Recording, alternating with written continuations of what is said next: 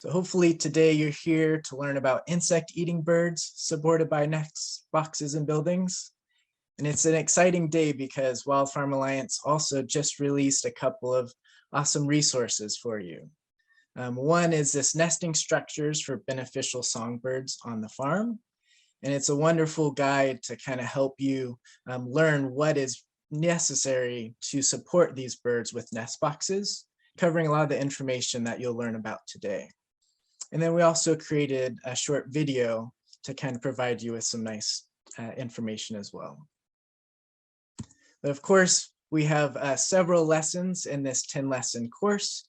So our next lesson will be covering rodent-eating birds supported by these structures, followed by how to manage pest birds, such as attracting raptors like this little American kestrel. Then lesson 6, we'll start getting into coexisting and making farms safe for the birds, as well as trying to learn about their diet and foraging strategies in lesson 7. And then the final track will be broadening out to these farmscape and landscape features, trying to see the land through the eyes of birds, and finally wrapping it all together with prioritizing what birds prefer on farms. But for today, this is the agenda for lesson 3. So hopefully it looks like almost 50 of you have filled out that pre-lesson poll. So thank you very much. Today, we're going to have Robyn from the Lab of Ornithology from Cornell speak first. And then we're going to have Dr. Melanie Truan, who's with UC Davis, give a presentation. Then afterwards, we'll cover some questions and go through some farm discussion ideas. And then we'll wrap up with a conclusion and another post-survey poll. So we'll give folks another minute or so to get into the class today and hopefully fill out that pre-lesson poll.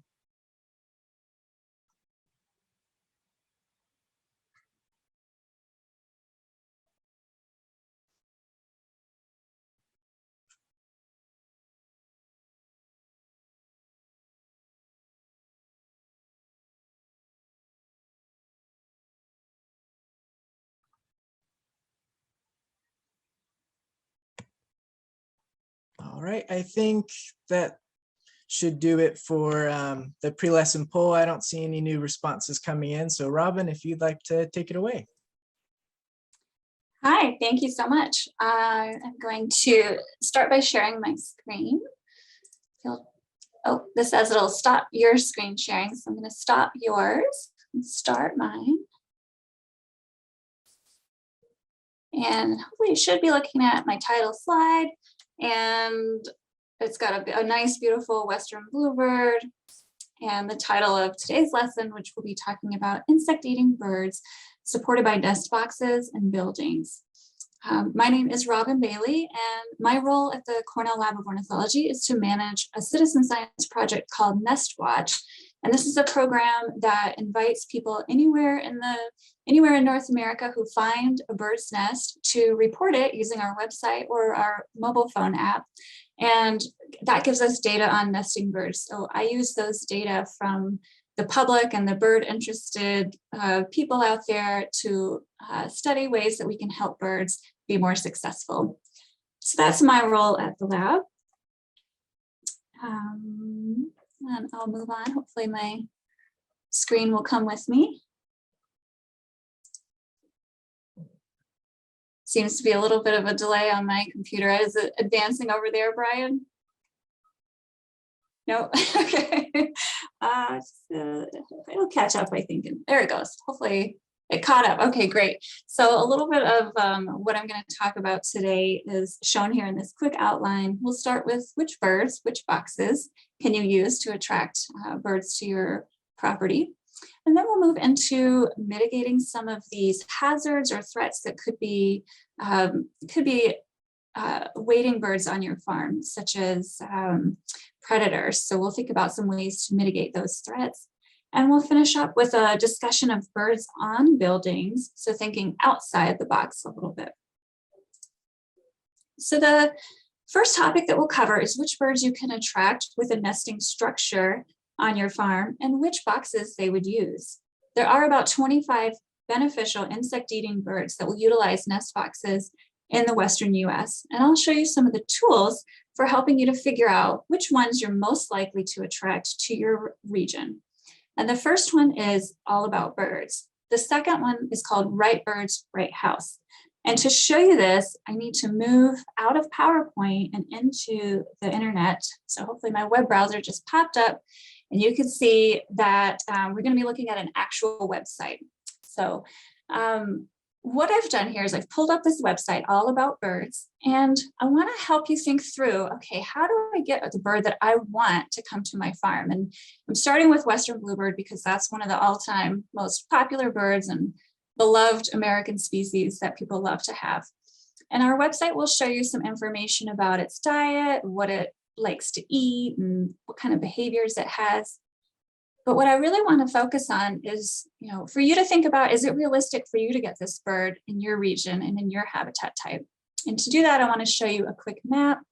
We're going to be looking at the breeding and year-round ranges for these species.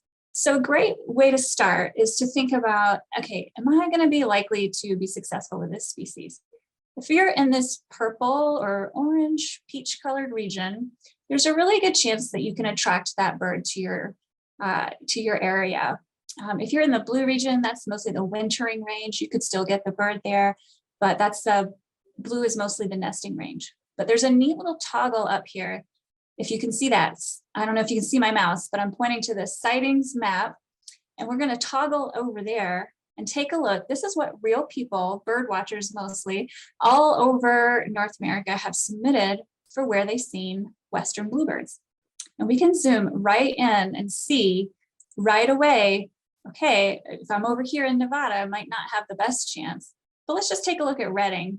And I'm just calling out Redding, California, because I have spent some time there. And we can zoom in and see this purple area is where the bird would occur. And the darker the color purple, the more likely it is to be there. So, okay, I'm looking at Redding and I can see that I have a pretty good chance of attracting my Western bluebird here. So then what I'll do is I'll flip over to Right Bird, Right House. And this is sitting on the NestWatch website, which is part of the Lab of Ornithology. Now, this is a neat little tool that can let you select a region and habitat that you live in, and then it'll show you a list of birds that will nest in that area. So just keeping with my Redding, California example, let's put in California, Nevada region, and I'm going to pick open woodland. And when I click see results, what it will generate is a list of birds that will nest in my region and in that specific kind of habitat type.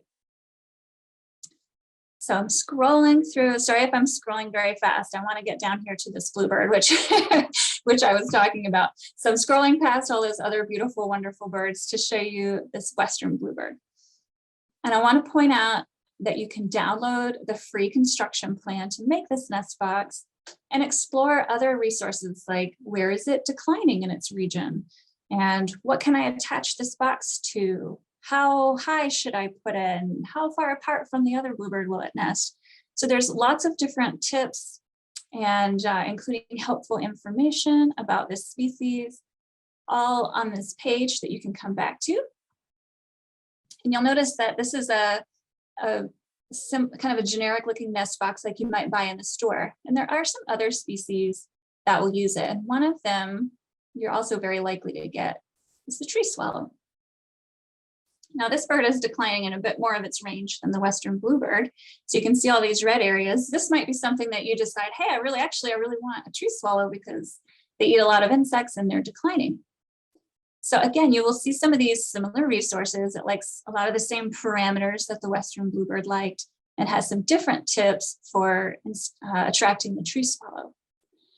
So what you can do, what I like about this tool is that if you go back to the starting page, what it helps with is if you're not sure about which species to type into this search box, because say you don't really know the name of the bird that you're looking for, but you know you want to attract that cute little brown bird or gray bird, what you can do is scroll through here and maybe you'll find this ash-throated flycatcher will nest in your region and habitat. And you didn't know the name of it, but now you do. So this is a great way to reveal different bird species that may not have been known to you, or maybe you did know them, but you didn't know that they would use a nest platform or a nest shelf. So this is a great way to kind of figure out what you can get in your area and how to attract it. And you can change those parameters up here, you know, British Columbia, really different kinds of inputs that you can put in. Maybe you would like to get a mountain bluebird. So all of these resources are here. I don't want to spend too much time showing you all the wonderful tools because I can put that link in the chat for you and you can explore it later on your own. So, maybe I'll just say one more thing about it is that I mentioned that Nest Shelf or Nest Platform. So not all of them are a Nest box. Sometimes it's a Nest Shelf, which is kind of like a Nest box, but without the front on it.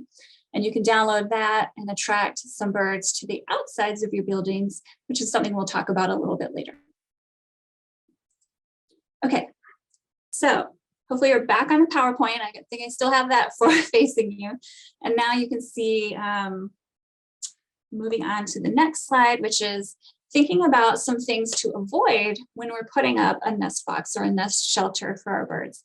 And some things we might think about trying to avoid, if at all possible, are some busy roads, cat territories, and things like high areas of human activity, and then excessive light and noise. These are just some hazards that we'll talk about trying to place your nest structure away from.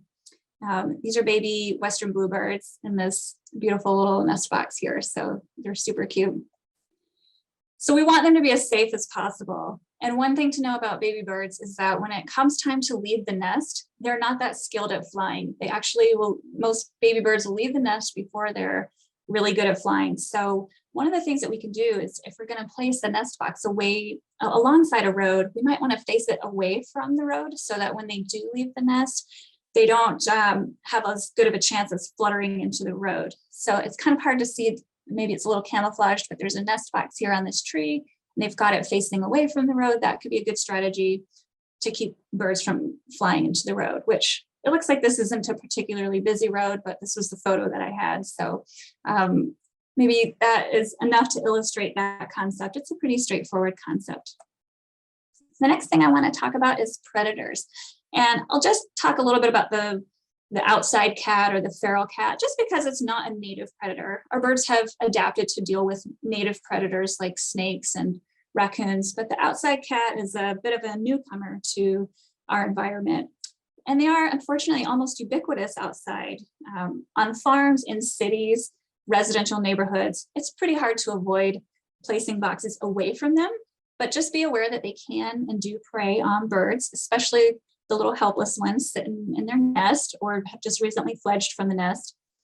And the best thing to do for that is to install predator guards on the nest boxes. And that will help the nestlings evade the predators like the outdoor cat, the climbers like snakes, mice, and raccoons and other such predators. Research has actually been done and shown that predator guards are effective, and we have some plans for how to build some on our NestWatch website, and I can also put that link in the chat for you in a bit. The top two, the cone and stovepipe baffle, these are designed to go around the supporting pole or post, and the bottom two are meant to go onto the front of the nest box, the hole extender and the Noel guard. And these can be used for boxes that are going to be mounted on fence posts or trees, buildings, and they can also be used in combination with the top two. So you can have something around the support pole and something on the front of the box if you want to be really safe. But generally, even one predator guard is better than nothing. And so again, we'll have some plans for how to make those in the chat in just a bit. Also, a thing to think about is avoiding busy areas. Placing your nest box or nest shelf away from areas of high human disturbance is a good idea. And the reason is that one of the most common phone calls that I get this time of year, every year, without fail, is about birds nesting in an inconvenient place. And sometimes that's unavoidable, right? It just happened to my mother-in-law, just texted me a photo over the weekend of a robin making a nest right on the porch light. So we can't always get away from it, but the more we can do to help them nest in a convenient place, the easier it is for them and for us. And so, for example, in this photo, the homeowners could consider putting up a nest shelf for barn swallows on the outside of this garage or workshop, whatever type of building this is, and then closing off the entry points. because where it is situated now, the birds chose that location, and it may not be the best if you want to get in there and do a project. And so in this photo, we see a different example. The homeowner has placed a nest box high up on a roof line and underneath an overhang, which is usually pretty attractive for birds. It's not right by the front door, it's not by the mailbox, nor is it near their backyard barbecue grill, which they're going to use on Memorial Day and upset the birds. So they've chosen this great location outside of the flow of the normal daily human activity. Okay. Finally, we can think about trying our best to site boxes and nest shelves away from loud noises and artificial lighting, especially light at night. And recent research, which is shown in this example here of this study at the bottom that was using NestWatcher data, shows that we're uncovering ways that noise and light pollution are affecting birds. And this is a bigger global problem, but we as individuals can help by turning off unnecessary lights at night and by minimizing unnecessary noise. And the great thing about that is that these things also have positive effects on human health too. So minimizing noise and light pollution is great for us too. Okay, shifting into my final talking point, and that is birds on our buildings. So these are things that you might find nesting on or around your outbuildings, shed, garage, home, barn. And let's talk a little bit about these guys. Most of them are beneficial, like these barn swallows that we're looking at in this photo. You've probably seen their mud nests in the rafters of buildings or maybe on the outside of a building. They're not the only ones that will do that. Most are beneficial, but a few, two in particular, would be non-native and might be considered a pest or harmful. And of course, another good thing to point out is that we may not want to do the nest shelf over an area of food packaging or food prep. So if you can avoid that, that's probably a good idea too. Just want to show you a couple of birds that you can attract. This beautiful little Say's phoebe will also use that same kind of nest shelf thing that we were showing earlier. It's a lovely little brown and gray flycatcher with a cinnamon colored belly, and it loves to nest on the outside of buildings, over the light fixture, in the windowsill, that sort of thing. But it does love an overhang, so if you can get some overhead cover over top of it, they love that. And they have beautiful pure white eggs with no markings on the eggs. Our next bird to review is the American robin, and this is a chunky brown-black bird with a red belly and breast. Many of you probably know this bird and have seen its beautiful eggs, which are a shade that we love to call robin's egg blue. And these birds will nest in or on buildings, but also trees, shrubs, nest shelves, vehicles, and I've even seen them nesting in grapevines and orchards. And so really versatile birds that will really nest anywhere. So if you leave a tractor or an all-terrain vehicle or even your car alone for a few weeks and don't move it, you may come back and find that there's a robin's nest on the tire underneath the wheel well, because again, they like that overhead cover. So you might have to go out and check those vehicles before you drive them for the first time in a few months. Now, the next two we'll talk about are non-native species that do also use birdhouses. The first is the house sparrow. You'll probably learn a little bit more about this in some of the resources that the Wild Farm Alliance is giving you. They do nest in cavities like birdhouses, but also nooks and crannies in buildings. They do make a bulky nest with a domed over top. So if you see that domed over top, that's pretty diagnostic. And in there, you will find 3 to 6, 10 or gray eggs with this rufous colored mottling all over it. So this is one to be on the lookout for and try not to discourage. We probably wouldn't want these nesting in our birdhouses. The second one is that we also need to know about is the European starling, also non-native. It does use those nest boxes, but this one is easier to exclude from a nest box because it's a bigger bodied bird. And what we can do to reduce their use of our boxes is to use a box with a smaller entrance hole that they can't fit through. That's still big enough for the bluebird and the chickadees and the tree swallows and the other birds to fit through. So by choosing the correct size entrance hole, you can actually exclude them. But they will also nest in nooks and crevices and crannies around barns and other types of buildings. They do also have a pale blue egg, but the nest looks very different from a robin's egg or a robin's nest because it usually includes feathers and fresh green plants. And the bird itself is also very distinct from a robin. It's kind of speckled and has this yellow bill. It looks nothing like the robin. So those are some birds that we might expect to find on our buildings, even in the buildings, in the barn. I'm going to pause here and we're going to launch a quiz or a poll. Let's call it a poll, not a quiz. That sounds less, it's not going to be graded. We'll have Brian put that quiz up for you. And we can go over some of the learning points. I'll leave that up there. Oh, okay. So yeah, you should see that up on your screen now. And so, of course, there was a few questions that popped up for you there, Robyn. So the first one is asking about when using that right bird, right house tool, what habitat would be an equivalent if making recommendations for farmland? Would you use grassland? Yeah. That's a great question, and I meant to say that and then forgot to say it.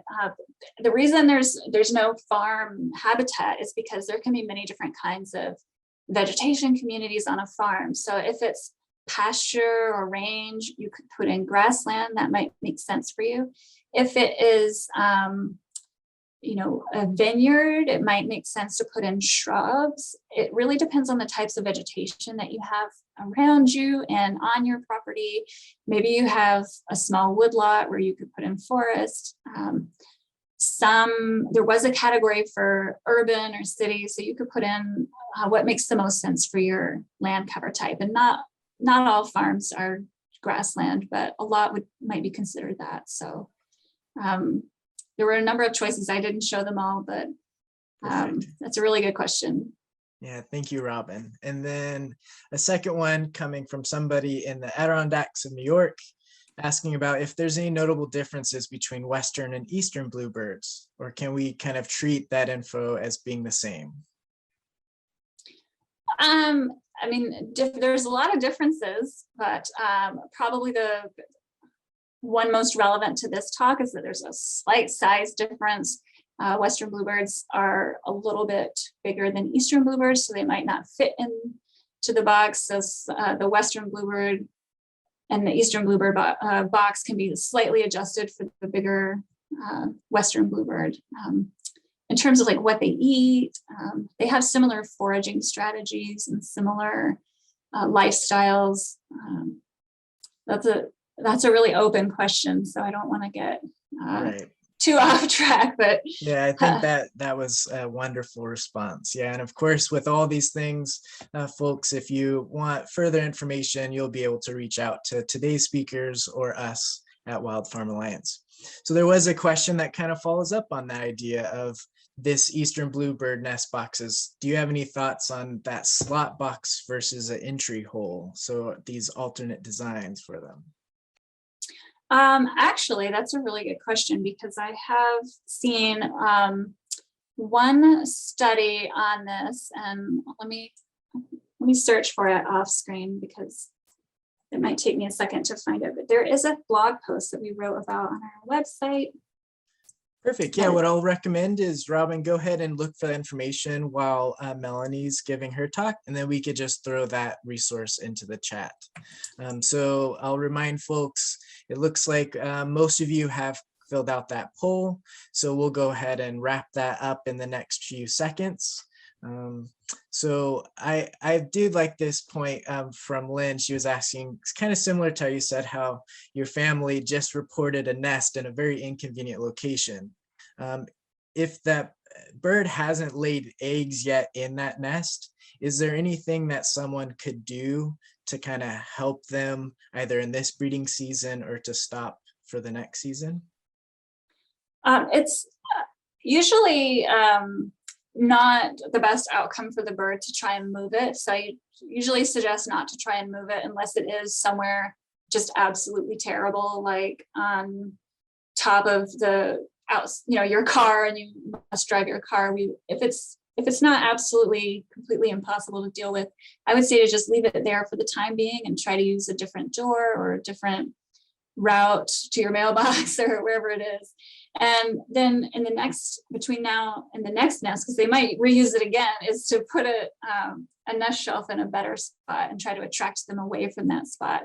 Many nests are really flimsy and kind of fragile and don't really hold up to being moved very well. But you made a point about there being eggs in there. And if you absolutely must take it down, it would be better to do that before the eggs are laid, because we don't want to infringe on the bird's eggs or its young. Wonderful, thank you. And it looked like most folks answered correctly on those polls. So to keep on time here, we're going to go ahead and let Melanie take it away. Thank you, Robyn. Okay, thank you. All right, well, we'll get right to it. I'm Melanie Truan from UC Davis. I'm a research associate with the Department of Wildlife, Fish and Conservation Biology. And I'm also the founder and director of the Poudre Creek Nestbox Highway, which is a term that we came up with for a series of nestbox trails that I established in 2000. I was working on my graduate work on Poudre Creek. It's a local watershed here near Davis, and noticed that there was a real lack of what birds that would nest in cavities. So cavity nesting birds, primarily secondary cavity nesters, which are the type of birds that we're talking about here. They're birds that rely on other birds or natural processes to create cavities for them. So a woodpecker will go to a tree, carve out a hole for its nest 1 year, and then they move on and the next year and create a new nest, leaving the old nest available for other birds or other animals as well to use. And I was finding on the creek that because of habitat conversion and loss of large trees, that there just weren't very many cavities along the creek. And kind of thought, well, what would happen if we put up some nest boxes and to see if any birds will use them. And in the meantime, we can use that as a teaching opportunity for our students and perhaps research down the road if we get birds. Indeed, we did get birds. We've gotten over 50,000 birds so far using these nest boxes, and we've produced over 15,000 fledglings from these 300 nest boxes. They're located in various different habitat types, from woodlands, grasslands, orchards, and we've been adding them into our local farm communities adjacent to the creek as well. So we now have row crops and other habitat types that are more agriculturally oriented, also hosting nest boxes. And we use different ways of doing that, which I will talk about in this talk. We get 7 different species of desirable cavity nesters, from the western bluebird, which has been a wonderful recovery story. When we started, there were very few nesting bluebirds in our area where they used to be quite abundant.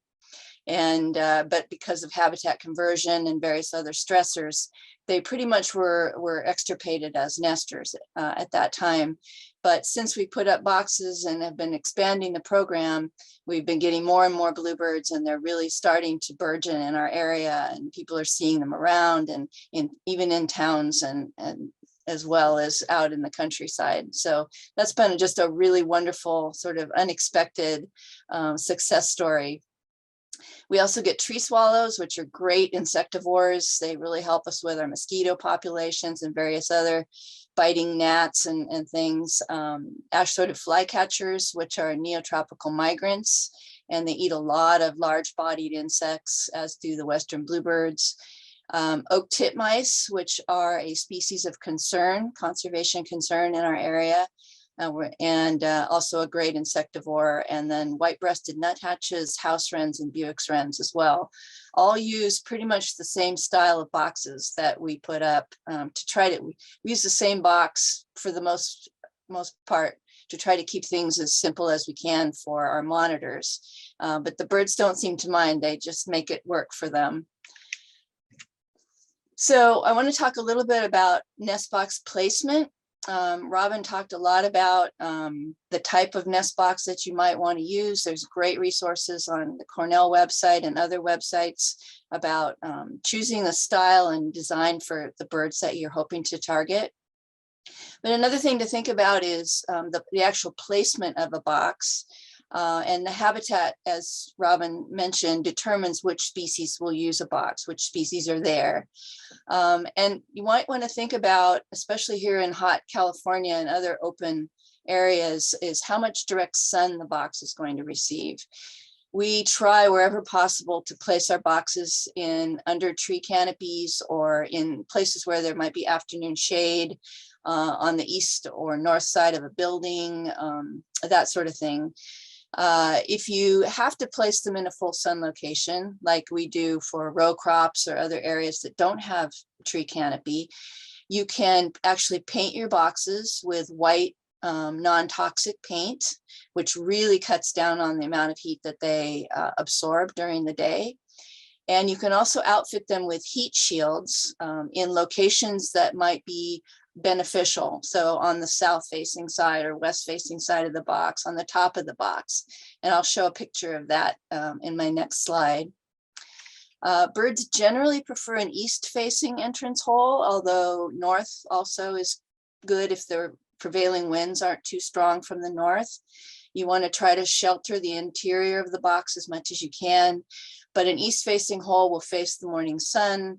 It'll start warming up. The birds really like that a lot. They'll sit in the hole in the morning and sun themselves and warm up for the day. And that seems to be real popular with them. Obviously avoid areas where herbicides and pesticides are used. And also I'll add sprinklers too. I didn't put that in my slide, but in some of our installations, if there are sprinklers that come fairly high, shoot very high, they can actually hit boxes and go into the holes and that sort of thing. So we always look to see where the sprinkler systems are before we put our boxes up and try to orient them away from that. Make sure that the box and the mounting is secure enough to withstand wind, and which we're getting more and more of with climate change. And try to place them in sheltered locations, again, thinking about the wind. And whenever you can, install your boxes in the fall or early winter prior to the breeding season, so that it gives the birds a chance to find the boxes, get used to them, and kind of settle in. A lot of birds will also use boxes for roosting during the winter time. So bluebirds that are around year round will nest in boxes, but they'll also use them in the winter to shelter during cold times. So they're beneficial all year round. I won't go into this too much because I don't want to take too much time, but there are some recommended features that are really important. And you can go to the North American Bluebird Society. They have some great fact sheets that covers various aspects of nest boxes. It's called the Bluebird Society, but they also have a lot of information about other species as well. So basically, size your box to fit your target species, and Cornell NestWatch has a lot of information about that. We use cedar or redwood, which provides great insulation. And you can even use old fence posts or fence boards. We use a lot of recycled fence boards to create nest boxes. They're great for the sides and the doors. Sometimes you'll have to buy a larger piece of wood for the roof so that you get a nice overhang from the side, over the sides and the front to protect against sun and rain. We use a 1 9/16 entrance hole, which is just small enough to keep starlings out, but large enough to admit our largest species, which is the ash-throated flycatcher. So 1 9/16 is starting to become a pretty common entrance hole size. And I'll mention that woodpeckers and squirrels and other critters will tend to enlarge these holes over time when they want to get in the boxes, especially during the winter to roost. So what sometimes we need to do is put a metal plate on the front of the hole to bring it back down to the desired size, because we don't want starlings getting into the boxes. We have a lot of starlings in our area, and they've pretty much taken over most of the natural cavities. So we want to try to keep the boxes available for the native birds. A lot of times you want to make sure the inner wall below the hole on the front or the side, wherever the hole is on your box, is rough enough that the chicks can climb up and get out when it's time to fledge. If the wood is rough, that's fine. If not, you can put little kerf marks, little notches in the wood to help them. And no attached outside perches. So that just enables house sparrows and other non-native species and also predators to sit outside the box and get in. So the native cavity nesters don't need any kind of outside perch on the front of the box at all. And lots of ventilation. If you're in a hot area, especially with temperatures rising, you'll notice that these boxes have gaps. They have dog-eared edges on the bottom of the floor to help encourage ventilation. Here's a picture of the heat shields that I mentioned. So depending on where the heat is coming from, you can put these little corrugated styrofoam or corrugated wood or even wood itself with spacers to help protect the box from the direct sun. You can also block the vents. This doesn't show any vents, but if you have vents, you can block them during cold weather if that's a problem. So some mounting ideas, Robyn touched on this also, and Cornell has some good ideas about this. You can put them on T-posts, on fence posts, and these are good for low nesting species like wrens and bluebirds. And there's also some evidence that low nesting boxes about 5 feet or less will help deter house sparrows. So if you have a lot of problems with house sparrows in your area, you can try mounting your boxes a little bit lower and that might deter them. You can also put boxes on poles, and here's some installations using metal conduit. This is a fixed conduit pole with a box and a IKEA trash can predator guard, which is a quick and dirty predator guard that you can put up if you don't want to go and build a fancy one for a box that might not be there for a long time, or you just want to get something up quickly. And then this one is a telescoping pole that has a smaller pole going into a larger pole, and it's held open by a snapper pin or a hitch pin that I'll show you a picture of. And that can be raised and lowered for monitoring. It's a nice way of getting boxes up away from the ground if you want a higher mounted box. And it makes it easy to raise and lower for monitoring, which is real valuable for us since we monitor on a weekly basis. Here's some other fun ones. This is kind of similar to the one that Robyn showed, where it's mounted under an eave on the side of a building. Great spot, sheltered and out of the way. This one is probably the most beautiful nest box I've ever seen. I don't know who would nest in there, maybe wrens or someone like that who's small, or an oak titmouse. So you can make your nest boxes even look like works of art. And then this one is one that's being marketed. It's got an open side. You put it on a window so that you can look at what's going on inside. It's a great idea, a great educational tool, but there are some problems with the suction cups falling off, and usually in locations that aren't too great for birds. So I just brought this to show you that there are other options out there that you want to think about carefully that may or may not be the best suited for your area or your purpose. And then a lot of people mount boxes on trees. It's the traditional way of doing things, but for various reasons, including squirrels that take over and chew through the entrance holes and various things, we try not to put them on trees. We try to put them away from trees. Ants also find trees a convenient highway. And if you get too many ants in a box, they'll have a real negative effect on your nestlings. They become a real problem. So if you can mount them on poles, on fences, on buildings, that sort of thing, I think you'll probably have a little more luck than if you put them directly on the tree trunks. Don't forget the predator guard. And Robyn touched on this already. These are there's the knoll guard that keeps jays and things from getting in, although this one's pretty big. I think they could probably still get in, but a raccoon couldn't, things like that. And these really great stovepipe predator guards that are super effective, but take a little bit of building. Here's the quick and dirty IKEA trash can predator guard, which actually works really well. It flops around. There's like a bolt underneath it. And so it's real flimsy and goes back and forth, and very few things can climb up.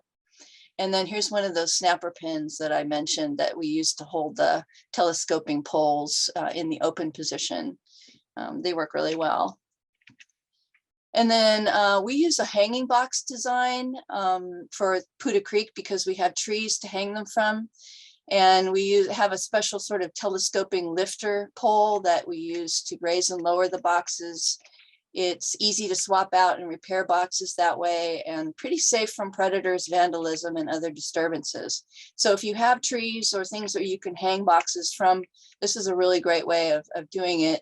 We have like an orchid wire clipped on either side of the box, and then a hook that goes over the tree, and you can adjust the hook to various different sizes that you need. And then finally, monitoring is key if you want to ensure the success of your nest boxes. We visit our boxes about every 7 days because we're gathering data for research and that sort of thing, and we want to keep track of our boxes really closely. We have a team of undergraduate interns that help us do this, and it creates great opportunities for them to learn and get real world field experience. So it works for us. I know it's a lot to ask. So if you could even just do it once a month, just to make sure that things are going well and that you're not getting competitors in boxes or predation, things like that. Early in the season, kind of back off to give the adults a chance to kind of establish themselves in a box. They tend to be put off easily during the beginning of the season when they're looking for a place to nest. So we usually just look from a distance, make sure everything's going well. And then later, after they've settled in, then we go and actually open the box, count the eggs, count the chicks as they hatch, and just kind of keep an eye on things. There's lots of information online about monitoring and what to look for and how to problem solve if you have problems on your nest, predators or parasites or various other things. I got a lot. Keep your records if you can. Keep careful records so that as years progress, you can keep track of how your boxes are progressing. Clean out boxes between nesting attempts, and also at the beginning and the end of every season. Put the metal plates on the front of the holes if necessary. And just to mention, I get a lot of questions about this when I'm doing field trips, that songbirds will not reject their young if you open the box and peer in and spend a short time just checking, making sure everything's okay. They won't abandon the nest. Their sense of smell is not great. And if you don't stay too long, it should be fine. So that's it for that. There's a lot to cover, a lot more, but there's a lot online, and you've got some great resources here. Me and Robyn and the Wild Farm Alliance folks will be happy to help you too with the nuts and bolts. So I guess the poll is next, and any questions I'm happy to take. Perfect. Wonderful. Thank you, Melanie. So yes, the poll should have just popped up on your screen. And again, a reminder for those folks that are not seeing these mystery polls we're referring to, that just may be because you haven't had the most updated Zoom version. So if you're going to participate in our lessons in the future, just be sure to update that Zoom, and we'll post a link on how to do that in the chat. There were a few questions that came up. One was about nest box height. This person thought that they should be between 4 and 6 feet high. Will higher place boxes still work? Yes. First, you would consult online resources to see what the primary target height is for the birds that you're trying to attract. If you're trying to attract a lot of different birds, then somewhere around 10 feet could be good, or less, 8 feet is fine. Pole, if you're putting your boxes on poles, that will limit the height that you go. So you'll probably go a little lower, maybe 5 feet to 7 feet. And that will accommodate bluebirds and tree swallows and pretty much any of the open country birds. In the forests, in the riparian areas or in orchards, you can go a little higher because the birds like to kind of associate with the canopy. That's why they're there. So you have to kind of think about where you're putting your boxes, where the location is, and what species you are hoping to attract. Wonderful, thank you. I'm going to just kind of stop asking questions for now and just see if we can get through these poll questions. Again, these polls are here to kind of help you with learning, and also it helps us with our project funders to kind of document participants' progress through our course.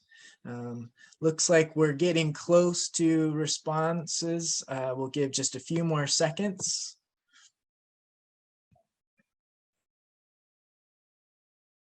All right, so we wrapped up the poll. So Melanie, if you wanted to cover the correct responses for that poll, that would be amazing. Oh, sure. So let's see. What are the most important considerations?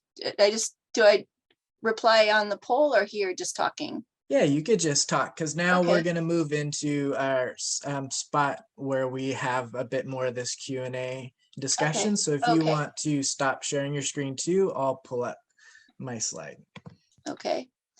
So yeah, so all of the above is definitely the correct answer for number one. Most of you got that. All box placement, box features, and careful monitoring and record keeping are all important aspects of a successful nest box installation. And then what element is not important to a successful monitoring program would be avoid touching a box or its contents because the adults will smell your presence and abandon the nest. That's not true. The rest of them are true. Knowledge about species in an area, monitor as often as possible, avoid touching, and then avoid touching the box is the one that is not true. Recognize songbird competitors is true, and avoid approaching boxes early in the season is also correct.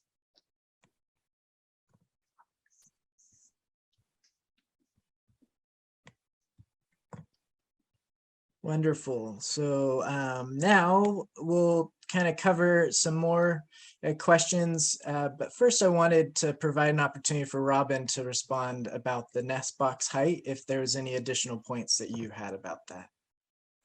Oh, just one thing that occurred to me was that if you place it really, really high up, it could be very difficult for you to clean it and monitor it. So even if birds will use it at a very tall height, keep in mind that you want to clean your box out and keep an eye on it, make sure it's being successful. As Melanie said, monitoring, it's easier if it's a height that's convenient for you, but at a minimum, once a year, you would want to go in there and clean it out. And that's hard to do if you've got it like high up on the side of your house. Maybe you want to put it where you could access it from a window or something, like, or with a ladder that you already own. So just something to keep in mind. Yeah, and following up on that, since you just mentioned clean out, there was a question that popped in about some of the box designs that address the cleaning out aspects. So both of you, if you could kind of provide us some details on that. Sure. So you always want to have an easy way to clean out your boxes. Most of the designs that are online, the good designs, have either the side will pivot open or the front will pivot open. You typically will put some two nails on either side of the openable part, and then it'll flip open, and then you can reach in for monitoring and also for cleaning. So you definitely want to be able to get in. The ones where where the top comes off is harder because it's harder to clean out. So definitely a front or side mounted or side opening boxes are definitely the easiest. Yeah, the only thing I can add to that is that I have a tool that I use to scrape out nest boxes because they can be a little funky and there can be blowflies and other things in there. And you might not want to grab it with your hand just for all the feces that could be in there at the end of the season. So I have a little flat, almost kind of like a putty thing that you might use to spackle with. I have something like that I carry in my pocket, and I use that to kind of spatula them out and clean out the box. But yeah, having a box that opens is pretty important. But yeah. a locking mechanism or a closure, something that you can twist and keep it closed would be a good idea, just so that if it's anywhere public, that kind of helps keep little prying hands off of it and little raccoon fingers out of there. So some kind of latch. Yeah, some people use a screw even if they're in an area where there's a lot of human activity. You can actually screw the side, the door closed. And we use that spatula also. That's a very handy tool. Another thing is when you remove the nest, it's best to dispose of it away from the box, because there's evidence that the smell will attract predators to the area. So that's something to think about. And we often wear a mask too, just a lightweight mask when we're cleaning them out, because the wind will sometimes aerosolize the droppings that are in the nest as you're removing it. Wonderful. I think we'll take this last question here that's asking about ground nesting birds like towhees. Are there structures for them, or do they really just need something like shrub cover? Yeah, I'm not aware of anything you can put out for them other than plants and the right habitat. Same here. Yeah. More shrubs. Shrubs. Hedgerows. Yeah, low vegetation. Yes, so that's the good question is what about our birds like killdeer and juncos and things like that? What can we do? That's a really great question, and I think you'll cover that in some of your other lessons, right, Brian? Yes, it's awfully convenient when a question touches on a subject that we'll cover in a later lesson. And the same will go for, there's another question asking about raptor bird species that use boxes. And again, we'll be covering that actually in our next lesson. So if we can go ahead and put up the post-lesson survey. So again, this is just for our participants to kind of track and see if they had any takeaways from today's lesson. Hopefully you learned something, because there's a lot of wonderful information presented today. Were there any final takeaways that either of you had for our participants today?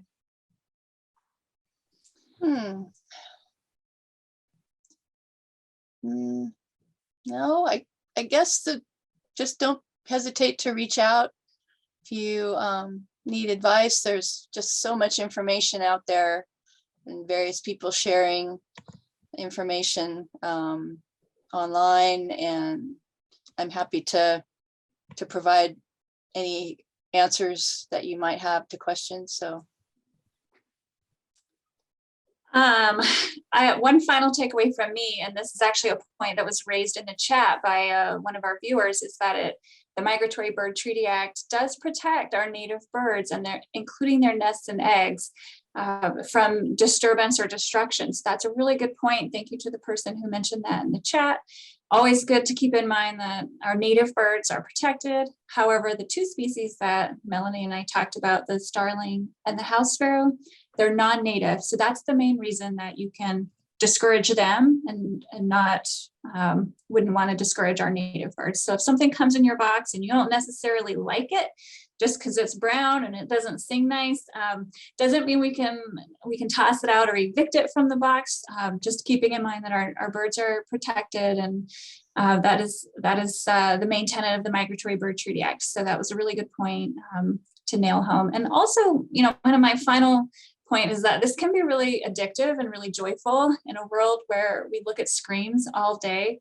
It's so nice to go outside and look at something that doesn't have an LCD screen and look at the birds and enjoy, watching their efforts and their labor and really developing an eye for what's out there. I think it's a really good opportunity to connect with your land. Wonderful, thank you. So again, thank you so much for coming today. I want to remind folks that this is a 10-lesson course. So we have recordings for our prior to and today's will be posted shortly. But we'd like to invite you to come to lesson 4, where we cover those rodent eating, primarily raptor bird species that can be supported by these nest boxes and perches. So thank you very much for your participation. A reminder to those who are taking this lesson for continued education credits, you should have received the link for that quiz, and we will be in contact with you via email. Thank you so much today. Thank you to our presenters, and we look forward to seeing you next time.